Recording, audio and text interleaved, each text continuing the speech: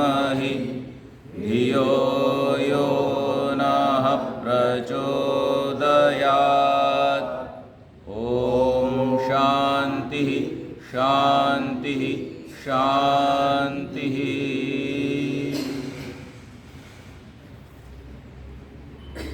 कल हम सभी ने देवयज्ञ के विषय में कि हमें किस प्रकार से देवयज्ञ की क्रियाविधि को करना चाहिए जो महर्षि दयानंद सरस्वती ने प्रतिपादित की है, उसके विषय में जाना था। आज हम यज्ञ के विषय में ये जानने का प्रयास करेंगे कि यज्ञ इस संसार में हमारे जीवन को किस प्रकार से आसान बनाता है, और यज्ञ के जानने वाले जो ऋषि थे उन ऋषियों की जानकारी इस विश्व के विषय में कितनी सटीक थी। तो इसको समझने के लिए सबसे पहले हम ये जानें कि यज्ञ के साथ कौन कौन से इस संसार के विज्ञान जुड़े हुए हैं, और यज्ञ को करते समय हमें किन किन चीज़ों से अवगत होना चाहिए।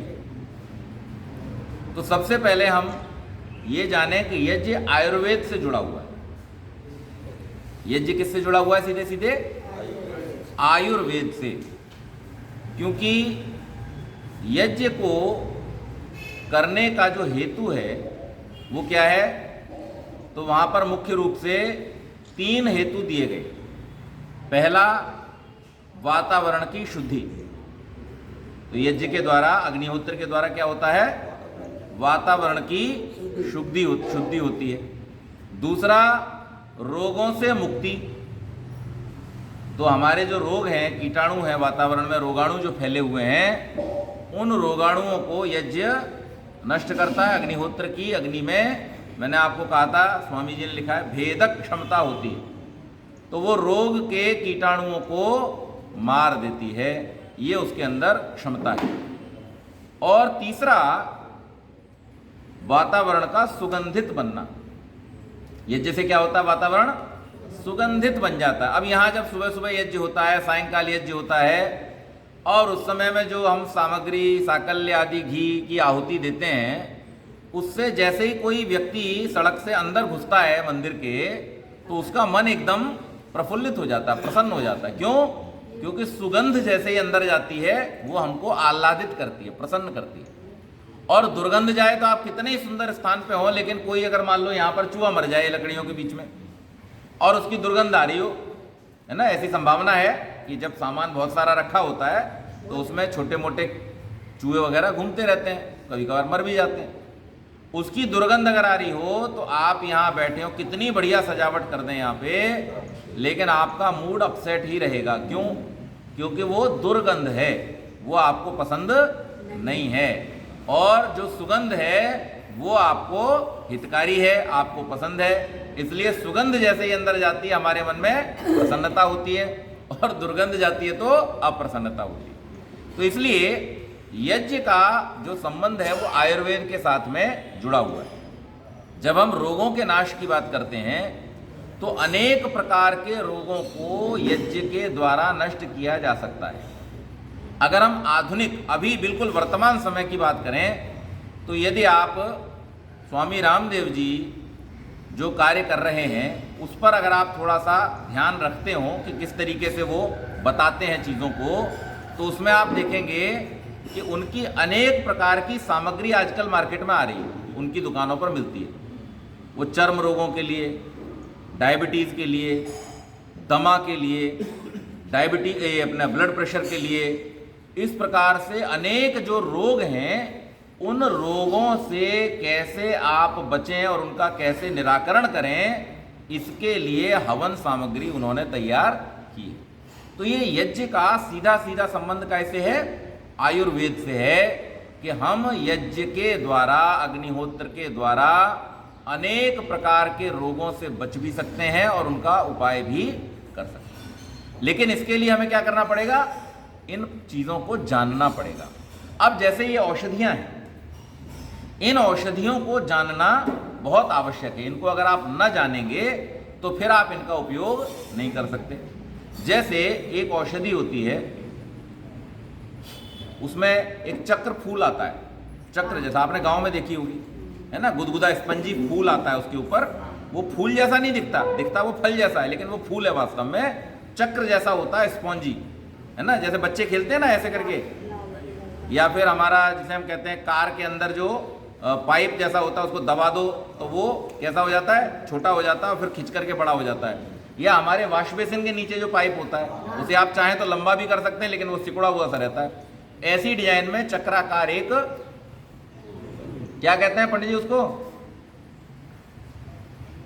खेलते हैं गांव में रहता है, खेलते हैं बच्चे, खेलते रहते ईंट लगा के, हाँ, ठप्पा बना के खेलते हैं। उसका नाम देखो, अभी मुझे ध्यान आ जाएगा। वो बहुत शक्तिशाली है।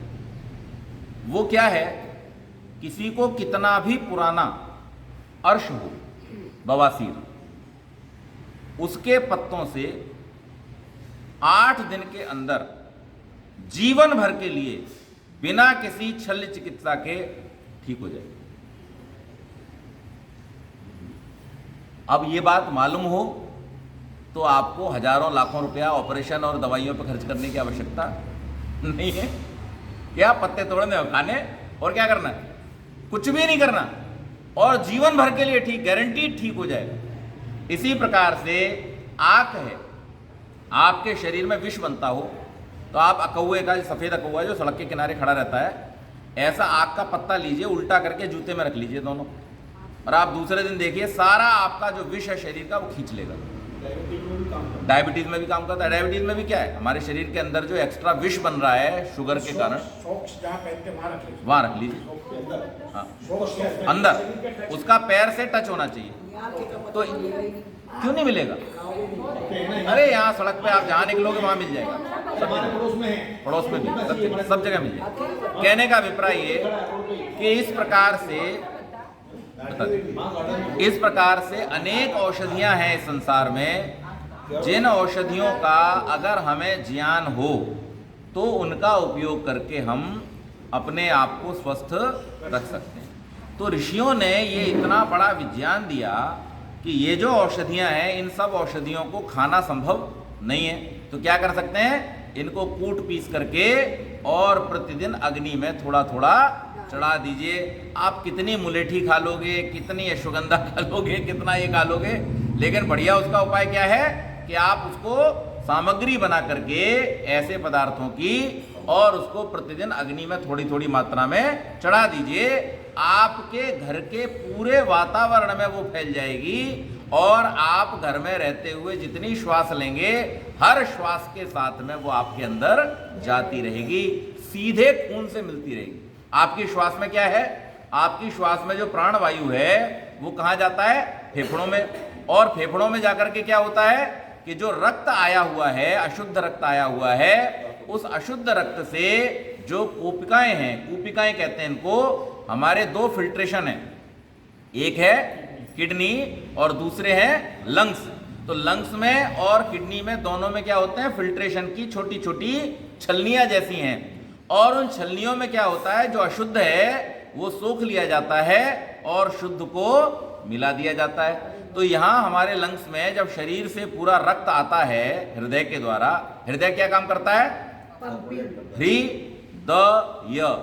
ह्री माने लेना, द माने देना, शरीर से रक्त को खींचता है और शरीर को वापस रक्त भेजता है, इसलिए इसका नाम क्या है, हृदय है। तो ये शब्द ही अपने आप में परिभाषा दे रहा है। तो हमारे जो फुफ्फुस हैं, हमारे जो फेफड़े हैं, ये क्या काम कर रहे हैं, ये जो भी गैसेस हम बाहर से लेते हैं उसमें जो प्राण वायु है उसको रक्त में फिर से मिला देते हैं, और रक्त में जो शरीर की अनेक क्रियाविधियों में जिनमें ग्लूकोज जलता है, तो जब ग्लूकोज जलता है तो कार्बन डाइऑक्साइड पैदा होता है, और वो जो कार्बन डाइऑक्साइड है वो रक्त में ही मिल जाता है। वो लौट करके जब फुफ्फुस में आता है, फेफड़ों में आता है, तो ये लंग्स उसको शोध लेते हैं, खींच लेते हैं, और जो ऑक्सीजन हमने लिया है श्वास लेकर के उसको रक्त में मिला देते हैं। तो ये जो क्रिया होती है, इसमें कौन सी वायु मिल रही है, पूरी 100% कार्बन डाइऑक्साइड भी नहीं है और पूरी 100% ऑक्सीजन भी नहीं है, इसके साथ में और भी जो वायु के साथ हम गैसें लेते हैं वो भी उसमें मिलाई जाती हैं। तो जब हम घर में यज्ञ करेंगे इन औषधियों के माध्यम से, तो इनसे जो उत्पन्न होने वाली गैसें हैं वो भी वही वातावरण में है, और जब हम श्वास लेंगे तो ये भी हमारे साथ में अंदर जाएंगी और सीधे रक्त में मिल जाएंगी।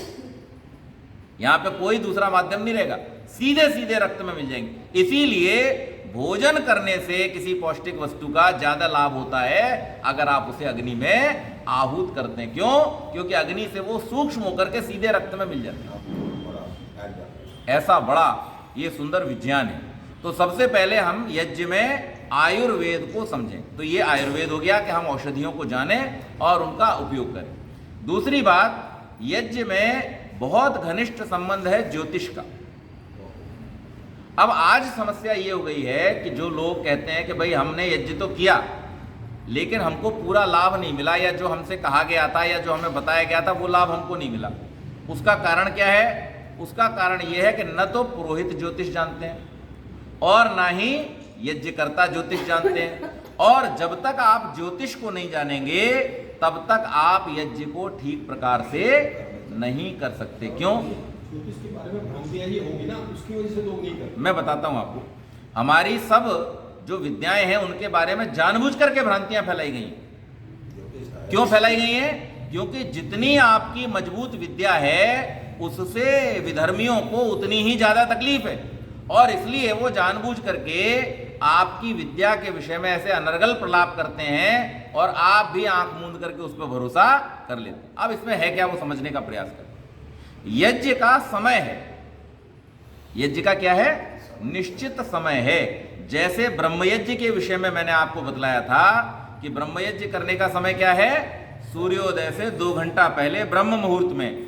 इसी प्रकार से जो अग्निहोत्र यज्ञ है उसका करने का समय भी पंडित जी निश्चित है। और वो क्या समय है? जिस समय सूर्य की किरणें तिरछी आ रही हों। कैसी आ रही हों? देखो ये विज्ञान आपको हर एक व्यक्ति नहीं बताएगा। जिस समय सूर्य की किरणें कैसी हों? तिरछी हों। जब हम कब करते हैं? 12 बजे ऐसे। पंडित जी कब आना घर में? 11 साढ़े 11 बजे तक आ जाना घर में यज्ञ। हाँ पंडित जैसा ही है। अब 12 बजे जब सूर्य छत पे था आपके, ऐसे ऐसे टिका हुआ था, आपने यज्ञ किया, उसका क्या लाभ हुआ? तो यज्ञ कब करना है? जब सूर्य की किरणें कैसी हों? तिर्यक हों, तिरछी हों। उससे क्या होता है? जो तिर्यक आती हुई किरणें हैं वो यज्ञ की वाष्प को उठा करके ऊपर ले जाती हैं। अब ये यज्ञ का बहुत बड़ा विज्ञान है। तो समय से यज्ञ जुड़ा हुआ है, इसलिए यज्ञ क्या है? ज्योतिष से जुड़ा हुआ है। दूसरी बात, ज्योतिष क्या है? गणित विद्या है। स्वामी जी ने यज्ञ कुंड का परिमाण बताया। कैसे बताया? ऊपर 4 गुना और नीचे 1/4, है ना? अगर नीचे 4 इंच है तो ऊपर कितना हो? 16 इंच हो, और ऊंचाई भी कितनी हो? 16 इंच हो। ये क्यों होना चाहिए? ये गणित विद्या है। और इस गणित विद्या का जो प्रभाव है, मैं आपको कल बतला रहा था ना कि हवन कुंड अगर ठीक प्रकार से बना हुआ है, इस विधि से पिरामिडिक बना हुआ है, और उसके अंदर आप अपने रेजर को, दाढ़ी बनाते हैं, रोज रखते रहिए, आपको जिंदगी भर ब्लेड बदलने की जरूरत नहीं पड़ेगी।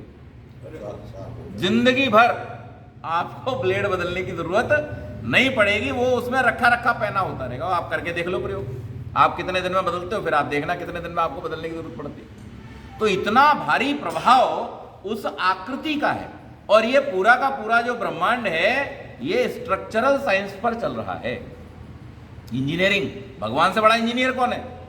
जिसलिए हम भगवान को क्या कहते हैं?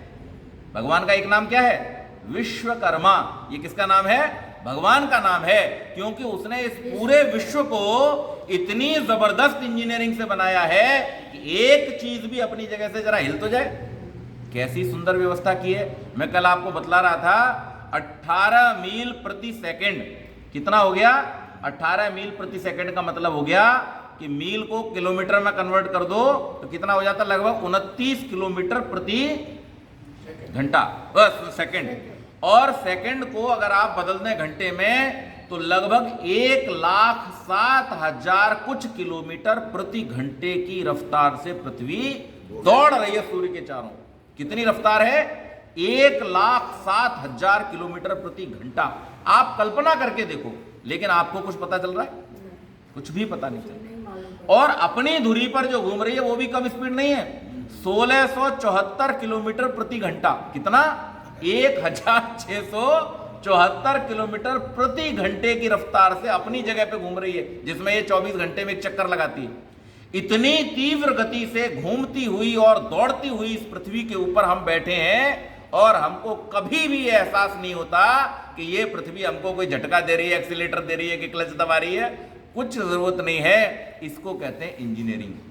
ये भगवान की इंजीनियरिंग है और इस इंजीनियरिंग को जानने की जो विद्या है उसका नाम है ज्योतिष।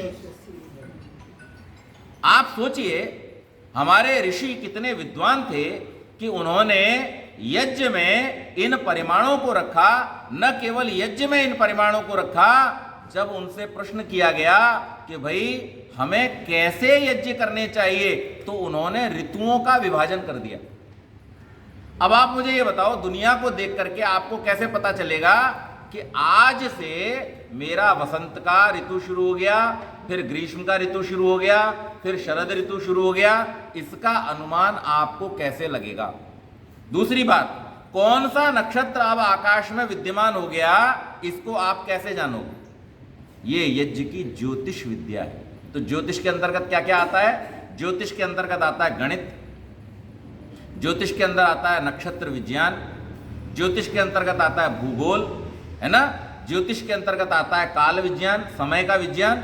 ये सब ज्योतिष के अंतर्गत आने वाली विद्या। यहां तक कि आप आयुर्वेद भी पूरी तरह से उपयोग नहीं कर सकते अगर आपको ज्योतिष का ज्ञान नहीं है, क्योंकि औषधियों को देने का भी समय है। जैसे यज्ञ को करने का समय है, इसी प्रकार से औषधियों को भी खाने का समय है। आपने सुबह खाने वाली शाम को खाई, शाम खाने वाली सुबह खाई, तो आपको लाभ नहीं मिलेगा और हानि भी हो सकती है।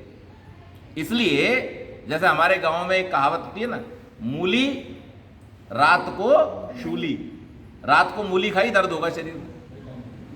और खीरे के बारे में क्या कहते हैं? खीरा सुबह खाए तो हीरा, दोपहर में खाया तो खीरा और शाम को खाया तो पीड़ा।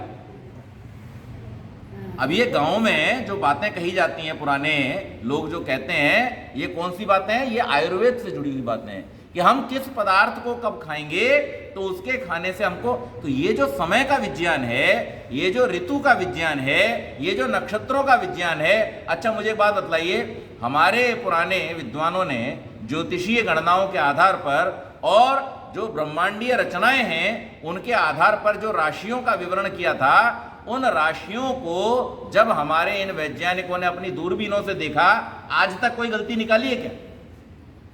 कि ये जो कह रहे हैं भाई मेष, ये मेष जैसा नहीं है, बल्कि अब वो अपने उपकरणों से, आप प्लेनेटोरियम में जाओ, बताते हैं कि ये जो हमारे पुराने ऋषियों ने कहा है वो आकृति ऐसे है, देखो हमने इसको अपनी दूरबीन से देख भी लिया।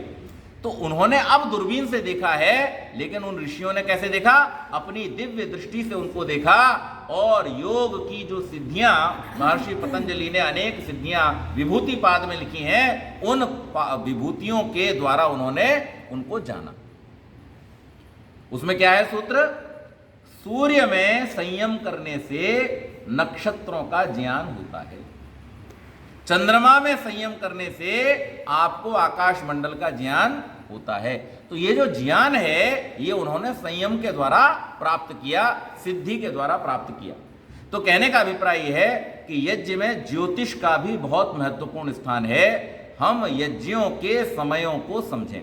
इसके अलावा यज्ञों में काल के रूप में हमें यह पता चलता है कि कुछ उत्तरायण में किए जाते हैं, कुछ दक्षिणायन में किए जाते हैं। यहां तक वर्णन है उपनिषदों में कि उत्तरायण में जिस व्यक्ति की मृत्यु होती है वो कहां जाता है? सूर्यलोक। और दक्षिणायन में जिसकी मृत्यु होती है वो कहां जाता है? चंद्रलोक को। अब यह सूर्यलोक में जाना और चंद्रलोक में जाना क्या है कि जो सूर्यलोक में जाता है वो मोक्ष प्राप्त करता है, और जो चंद्रलोक में जाता है उसका पुनर्जन्म होता है। भीष्म पितामह वाला इसमें एग्जाम्पल। तो ये उपनिषदों की बात है और ऋषियों ने इस बात को बड़े अनुभव के साथ में लिखा है। तो ये अच्छा, अब इसमें कई बार प्रश्न हमारे मन में आता है, तो क्या उत्तरायण में मरने वाले सब चले जाते हैं? ऐसा नहीं।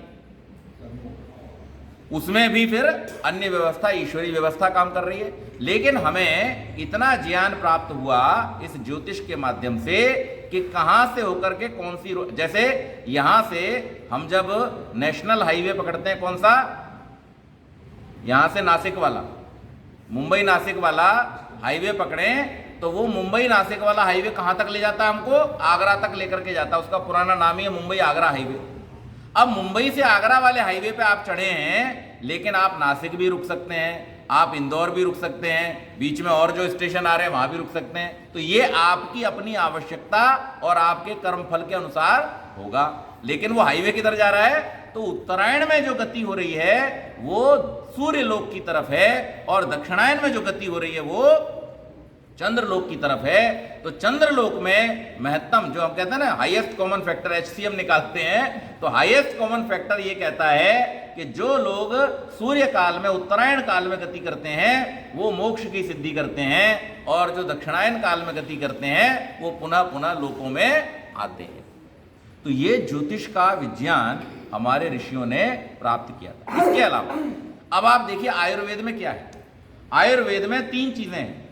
पहला पदार्थ, दूसरा काल, और तीसरा नाड़ी, शरीर। शरीर क्रिया विज्ञान, पदार्थ विज्ञान और समय विज्ञान, ये 3 विज्ञान मिलकर के क्या बना देते हैं पंडित जी, आयुर्वेद बना देते हैं। आयुर्वेद में और क्या, हमने नाड़ी देखी, और नाड़ी देख करके आपके शरीर की स्थिति जान ली।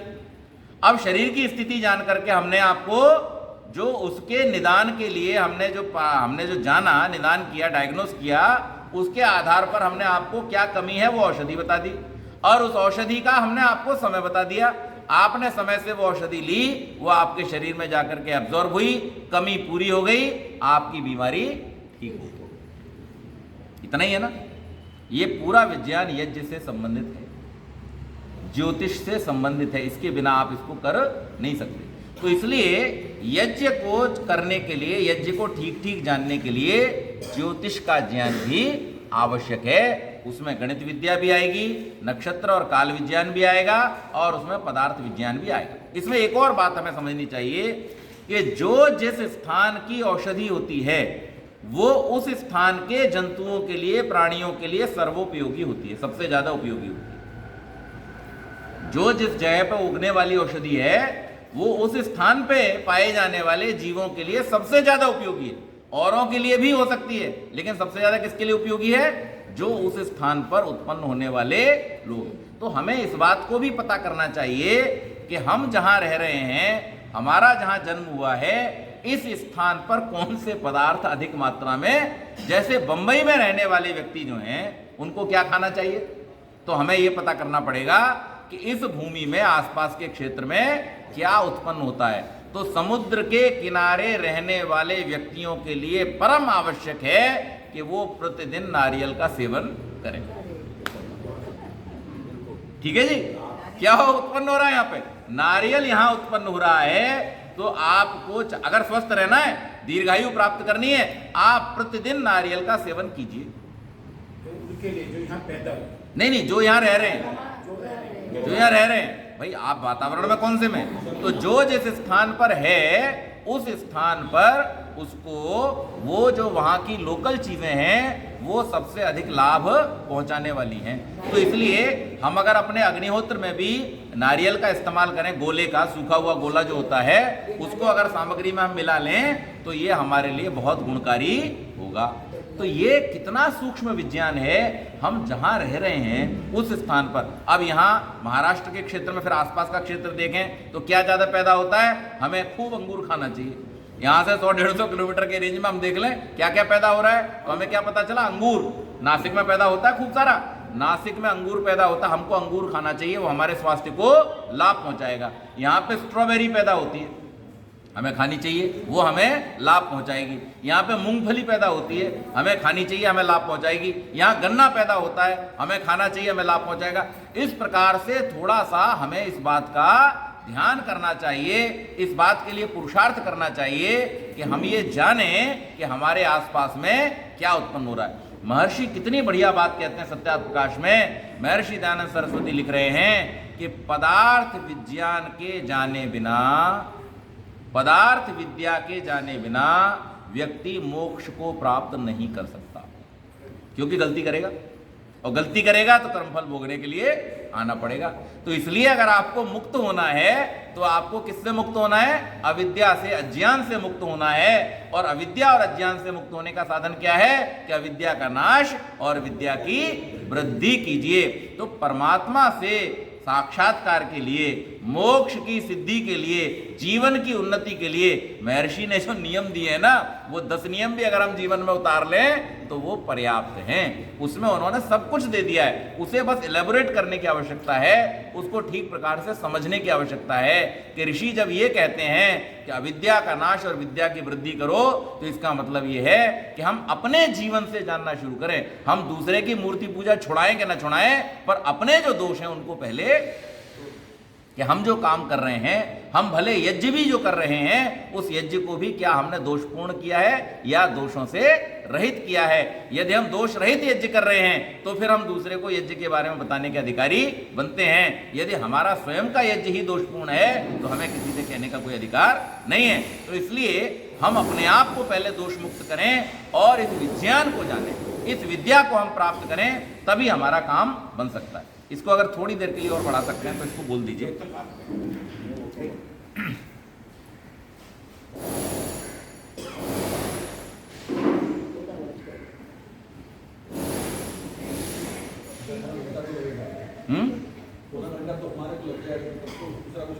हाँ, तब तक दूसरा कुछ कर लें।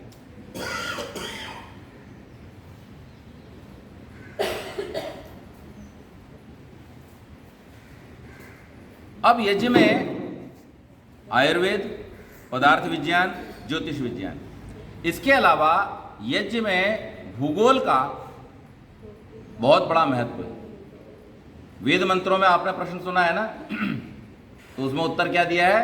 अयम यज्ञो भुवनस्य नाथ। आप लोग में बहुत सारे, सब लोगों ने लगभग गणित तो पढ़ाई होगा बचपन में थोड़ा बहुत। हमारा जो गोला होता है, उस गोले में कितने अंश होते हैं? 360। क्यों? 400 क्यों नहीं होते?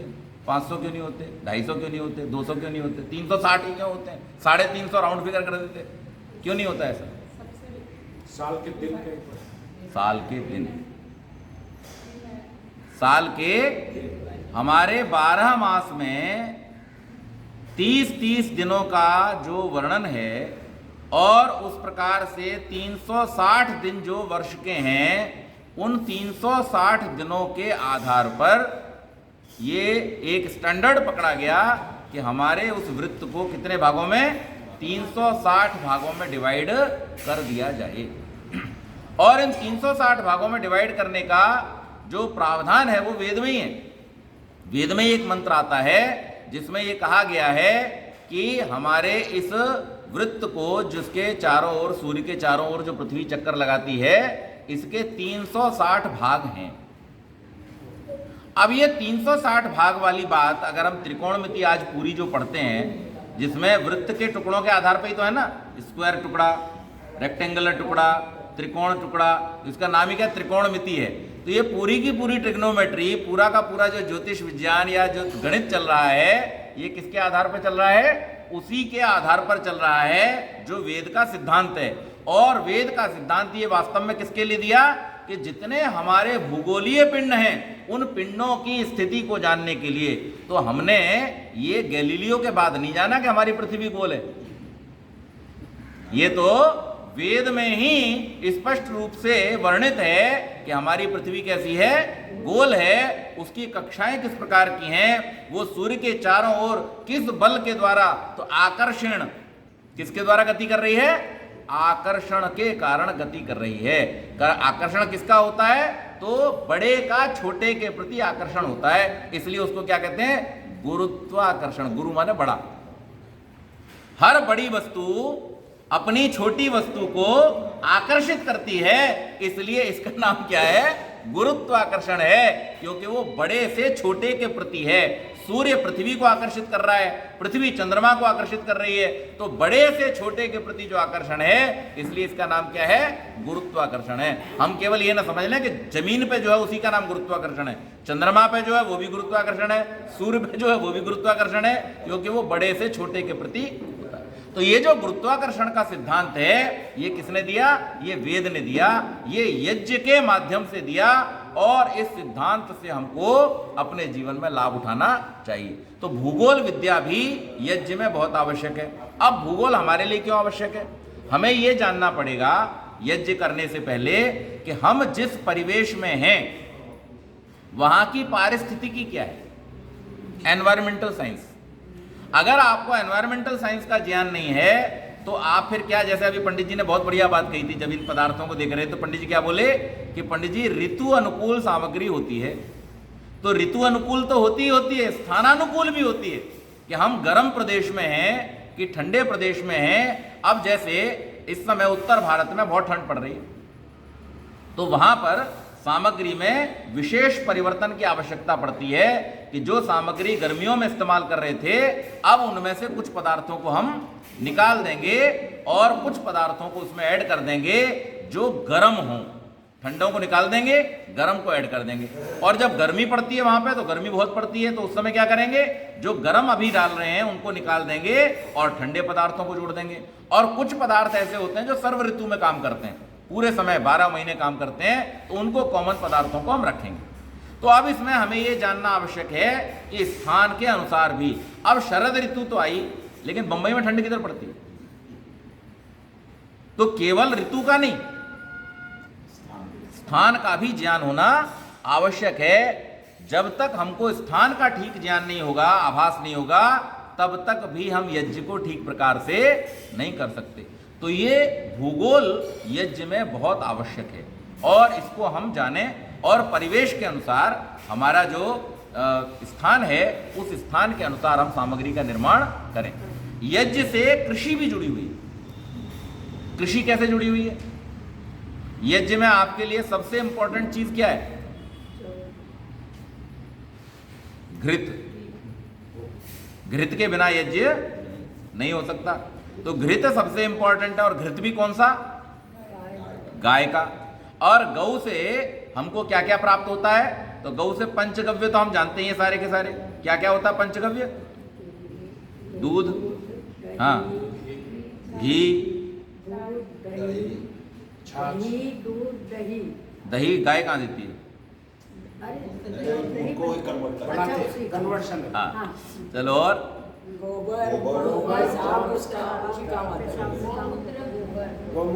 गोमूत्र, गोबर, दूध, दही और घी। ये कह रहे हो आप? हैं? हाँ, गौमूत्र और गोबर, हाँ, वो भी काम का चीज है उसका। हाँ। अब आप सुनिए, एक तो दूध मिलता है, दूध से आप घी भी बना लेते हो, दही भी बना लेते हो, पनीर भी बना लेते हो, कुछ भी बना लेते हो। दूसरा गौमूत्र, तीसरा गौमेय, जिसको हम गोमेय कहते हैं, गोबर, ठीक है। चौथा गौ की संतान, बैल, काय के काम आता है? कृषि के काम आता है। और पांचवा, गौ जो श्वास छोड़ती है, उस श्वास से वातावरण शुद्ध होता है, गौ के श्वास। अब आप देखिए कमाल का विज्ञान है। गौ के श्वास से वातावरण शुद्ध होता है, और गौ के क्रंदन से वातावरण में भयानक निगेटिव वाइब्रेशंस पैदा होते हैं। तो जहां पर गायों को मारा जाता है, वहां पर दुर्भिक्ष और अनेक प्रकार के भयंकर रोग उत्पन्न होते ही होते हैं, वो बच नहीं सकते, आते ही रहेंगे। प्राकृतिक आपदाएं आती ही रहेंगी, उनको आप किसी भी तरह से रोक नहीं सकते, क्योंकि उसकी ये विशेषता है कि उसका जो क्रंदन है वो भयानक नेगेटिव वाइब्रेशंस पैदा करता है। और उसकी जो प्रसन्नता है, जब वो स्वस्थ है, तो उसके श्वास मात्र से हमारा वातावरण पूरा शुद्ध होता है। और उसकी जो संतान है, अब पुरानी हमारी जो कृषि थी, वो पूरी की पूरी व्यवस्था इतनी ऑर्गेनाइज्ड थी, उस ऑर्गेनाइज्ड व्यवस्था को और ज़्यादा सुव्यवस्थित और आंकड़ों के साथ में महर्षि दयानंद सरस्वती ने गो करुणानिधि नामक पुस्तक में लिखा है। गो करुणानिधि पुस्तक अगर हम पढ़ें तो हमको पता चलेगा गौ विज्ञान क्या है ना। तो वो गाय का जो पूरा का पूरा इकोनॉमिक्स है कि किस प्रकार से गाय के द्वारा हमारा आर्थिक जो जीवन है वो भी सुदृढ़ होता है और हमारा जो स्वास्थ्य है वो भी सुदृढ़ होता है। अब आज देखिए कुचक्र का परिणाम क्या होता है। हमारे यहाँ गौएं थी, गौओं के बछड़ों से बैल आदि से खेती होती थी और उसका जो गोबर और मूत्र था उससे खाद बनता था। गौमूत्र और गौ के गोबर से जो खाद बनता था उसमें कीड़े नहीं लगते थे। तो आज भी बन रहा गाँव में। अब क्या हो रहा है, अब वो गौओं को पालना धीरे धीरे लोगों ने कम कर दिया और बैलों को अब जीने ही नहीं देते, उनको मार के खा जाते हैं। और खेती कैसे करते हैं, ट्रैक्टर से। ट्रैक्टर से 3 प्रकार की हानियां हैं। पहला हानि क्या है, पॉल्यूशन। दूसरा हानि क्या है, जमीन खराब होती है। और तीसरी हानि क्या है, ये ट्रैक्टर के आने के कारण से बैलों की उपयोगिता। अब बैल आपके ऊपर बोझ बन गए। पहले बैल क्या थे, आपके साथी थे। मुंशी प्रेमचंद की कहानी पढ़ी होगी, हीरा मोती। वो किसान की क्या हालत हुई एक बैल के लिए, वो अपना जीवन देने को तैयार है, अपने बच्चे की तरह उसको प्यार करता है, रो रहा है उसके लिए, क्रंदन कर रहा है। वो इतना प्रेम हमारे पशुधन के साथ में होता था, लेकिन अब वो बैल हमारे ऊपर क्या बन गए, बोझ बन गए। इनका कुछ काम तो है नहीं, हम तो पड़ोस का, अपने पास ट्रैक्टर नहीं तो पड़ोस के ट्रैक्टर, किराए पे लोग ट्रैक्टर चलाने लगे और इससे हमारी भूमि भी खराब हो गई, हमारे पशुधन का भी हानि हुई और हमारी जमीनें भी खराब हो रही। अब हम कर क्या रहे हैं कि जब हमारे पास पैसा है तो हम क्या कर रहे हैं, अब हम ऑर्गेनिक खाएंगे और ऑर्गेनिक खाने के लिए 4 गुना पैसा। पहले हम इनऑर्गेनिक खाने के लिए 4 गुना पैसा देते थे, उसको करते करते हमने अपने अंदर आदत डाल ली और अब हम उन्होंने, जब हमारे देशी किसान बेचारे मजबूर हो गए इस बात को लेकर के कि वो अब ये उगाएंगे तो ही उन्हें पैसा मिलता है, उसका पैसा मिलता ही नहीं। लोग क्या कहते थे, अरे बड़ा खट्टा टमाटर होता है। खट्टा टमाटर नहीं, ये टमाटर अच्छा है, देखो चमकीला दिखाई देता है। जब ये शुरू में फार्मी टमाटर आना शुरू हुआ था तो लोग क्या कहा करते थे, अरे ये कैसा हरा लाल पीला सा टमाटर होता है, ये देखो बढ़िया लाल लाल दिखाई देते हैं, इनका गूदा भी कितना ज्यादा है, इनकी त्वचा भी कितनी मोटी, और ऐसे के चमकदार वगैरह के चक्कर में वो उनको खाने लगे और उसका परिणाम क्या हुआ, वो कैंसर कारक है। जितनी भी चीजों में जबरदस्ती की जाएगी, जितनी भी चीजों के साथ में जीन की छेड़खानी की जाएगी, वो सारी चीजें अंततोगत्वा कैंसर कारक बनेगी। कैंसर का मतलब क्या है, कैंसर रोग है क्या अपने आप में, कैंसर का मतलब है कि हमारे जो जीनिक सिस्टम है उसमें गड़बड़ी हो जाना, और वो जैसे ही गड़बड़ होगी आपके शरीर में अनियमितता आ जाएगी। अब होता क्या कैंसर में, आपका अगर कोशिकीय विन्यास बिगड़ गया जीन में, तो आपके शरीर में कोई कोशिका जो लिमिटेड बन, अच्छा आपकी उंगलियां जो थी ये भी आप जब पैदा हुए थे तब छोटी थी, आपके पैर भी छोटे थे और आपकी आंख भी थी, छोटी थी। अच्छा आपका हाथ जिस अनुपात में बढ़ा आपकी आंख बढ़ी, और जब बढ़ जाती तो क्या होता, कैसे लगते, इतनी बड़ी बड़ी आंखें लेके घूमते हम, कैसा लगता मुंह हमारा। ये क्यों हो रहा है ऐसा, ये जीन की वजह से। हाथी देखो छोटा सा पैदा होता है, शरीर कितना बड़ा हो जाता है, लेकिन आंख, व्हेल छोटी सी पैदा होती है, शरीर कितना बड़ा हो जाता है, हाथी भी उसमें 8-10 हाथी समा जाए, इतना बड़ा शरीर होता है व्हेल का, लेकिन आंख। ये क्यों हो रहा है, इसे कौन रेगुलेट कर रहा है, तो ये हमारी जो जीनिक व्यवस्था है ये इसको रेगुलेट करती है। अब उन जीन्स में अगर गड़बड़ी हो गई तो फिर क्या होगा, फिर कहीं पर भी आपके शरीर में कोशिकाओं की अनियमित वृद्धि शुरू हो जाएगी, और उस अनियमित वृद्धि के कारण क्या होगा कि उनको आपका शरीर संभाल नहीं पाएगा, उनमें सड़न पैदा होगी और वो सड़न ही कैंसर में बदल जाएगी। ये है कैंसर, और क्या है। तो आप अब ये ध्यान रखो कि आप जिन पदार्थों को खा रहे हो क्या उनके जीन्स में छेड़खानी की गई है। अगर उन पदार्थों के जीन्स में छेड़खानी की गई है तो उन पदार्थों को खाना तुरंत ही बंद कर दीजिए। कम खाएंगे चलेगा, लेकिन गलत खाएंगे तो रोगी बनेंगे। इसलिए जितनी भी चीजों के जीन्स के साथ छेड़खानी है उससे बचिए। तो हमारा ये जो यज्ञ है ये हमको भूगोलीय विज्ञान भी सिखा रहा है। अब आजकल जाड़ों में लोग तरबूज खा रहे हैं कि नहीं खा रहे हैं, और जाड़ों में जो तरबूज खाएगा उसकी क्या हालत होने वाली है। लेकिन चूंकि कहीं गर्म जगह पे वो उपलब्ध हुआ, उसको हम यहाँ ले आए और यहाँ ला करके हम खा रहे हैं, तो वो हमें हानि पहुंचाने वाला हो जाएगा। तो इस प्रकार से ये बात हमें ध्यान रखनी चाहिए कि यज्ञ को करते समय हम एक और जहाँ जो पदार्थ हैं, जो सामग्री है, उसका ध्यान रखें, औषधि विज्ञान का ध्यान रखें, अपना भी उसके साथ में हम ध्यान रखें। हमारी सबकी भी क्या है, प्रवृत्ति है, त्रिदोष है ना। कौन कौन से दोष हैं, वात पित्त और कफ। ये त्रिदोष है, या जिन्हें हम तीन प्रवृत्तियां, दोष का मतलब गड़बड़ी मत समझ लेना, त्रिदोष का मतलब हमारी जो तीन प्रकार की हमारे शरीर की शक्तियां हैं, अग्नि जल और वायु। हमारे शरीर में पांच तत्व हैं। पांच तत्वों में से एक आकाश है ना, जो हमारा स्थान, और दूसरा पृथ्वी तत्व है जिससे हमारा ये सॉलिड पार्ट बना है। बाकी इन दोनों को चलाने वाली शक्तियां कौन सी हैं, अग्नि जल और वायु। इसी का नाम क्या है आयुर्वेद में, वात पित्त और कफ। तो ये वात पित्त और कफ रूपी जो त्रिदोष हैं, इन्हीं के सामंजस्य से हम स्वस्थ होते हैं, और इनके बिगड़ जाने से हम। पहले हमारे सबके घरों में एक ऐसी चीज होती थी जो त्रिदोष को शमन करती थी, बोलो उसका नाम। घरों में होती थी, घरों में, हर घर में होती थी पहले, उसका नाम था त्रिफला। क्या क्या होता था उसमें, हरड़, वहेड़ा, आंवला। ये संसार का एक ऐसा चूर्ण है कि ये हमारे त्रिदोष को शमन करता है। और प्रतिदिन रात्रि के समय सोने से पहले आप गुनगुने पानी से 1 चम्मच त्रिफला खा लीजिए, और आपके सारे दोषों को वो शमन करता रहेगा। तो ये त्रिदोष को, तो अब हमारी प्रवृत्ति कैसी है, किसी की वात प्रकृति होगी, किसी की कफ प्रकृति होगी, किसी की पित्त प्रकृति होगी। उस सामग्री में आपको इन पदार्थों का भी ध्यान रखना है कि आपकी प्रकृति के अनुसार कोई विरुद्ध पदार्थ तो नहीं है। अगर आपने वात प्रकृति होते हुए और ऐसा पदार्थ ले लिया जो वात के विरुद्ध है, तो वो आपको हानि करने वाला।